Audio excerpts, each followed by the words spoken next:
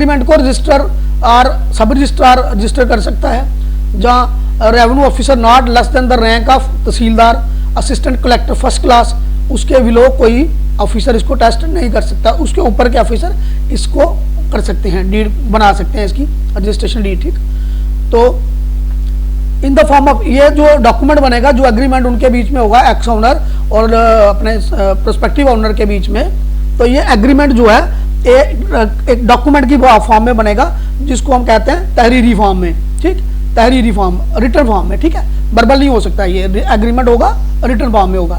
ठीक है, तो एग्रीमेंट करता कौन है, किसके बीच में होता है, एक्स ओनर, पुराना मालिक और साबका मालिक, जो साबका मालिक सॉरी पुराना मालिक, और जो प्रोस्पेक्टिव ओनर है मालिक मुतवक्का, उसके बीच में होगा।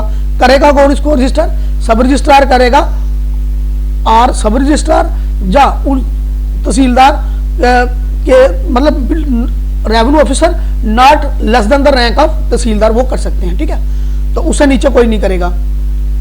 तो इसमें कंडीशंस क्या हो सकती हैं, जो प्राइवेट एग्रीमेंट है ये क्लियरली मेंशन करेगा किया होगा इसमें कि अमाउंट क्या डिसाइड हुई है ना।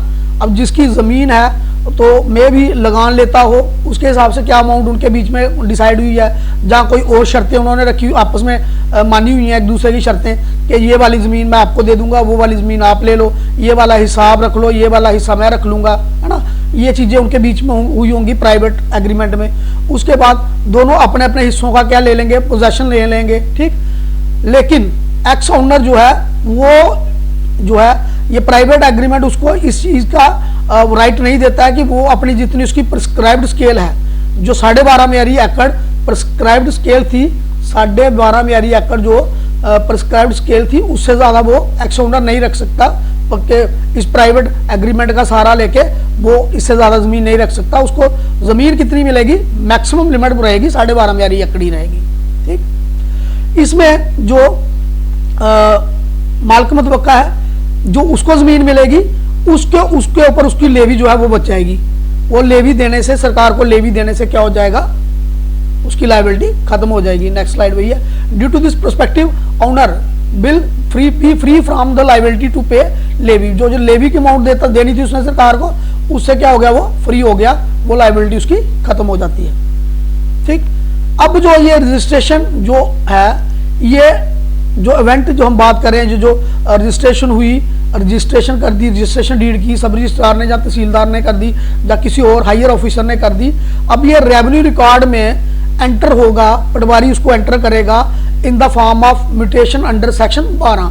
जो एग्रीमेंट हुआ है उसके किसको कौन सी जमीन गई, कितना हिस्सा गया, वो पटवारी एंटर करेगा in the form of mutation under section 12 section 12 के तहत एक इंतकाल होगा, वो एंटर करेगा, वेरीफाई करेगा, गिरदावर वेरीफाई करेगा, नायब तहसीलदार वेरीफाई कर सकते हैं। आफ्टर दैट टेस्टेड बाई तहसीलदार के द्वारा टेस्टेड होगा, या सेटलमेंट तहसीलदार टेस्ट करेंगे।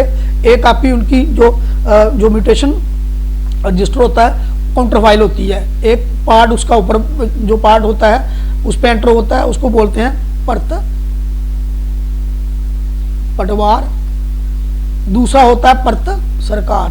मतलब काउंटर फाइल होती है, 2 पेज होते हैं, एक परत पटवार होती है, एक परत सरकार होती है। जो परत पटवार होती है वो ये यहाँ से इसको काट करके परत सरकार वाले 2 सेम कापीज होती है, सेम चीजें लिखी होती हैं, सेम हर एक के ऊपर पटवारी के साइन, गिरदावर के साइन, तहसीलदार के साइन होंगे, सेम चीजें लिखी होंगी।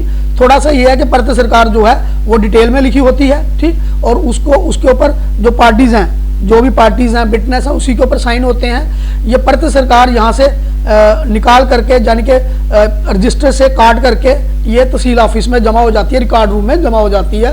परत सरकार, परत पटवार रह जाती है पटवारी के ऑफिस में, और परत सरकार जो है वो जमा हो जाती है तहसील ऑफिस में।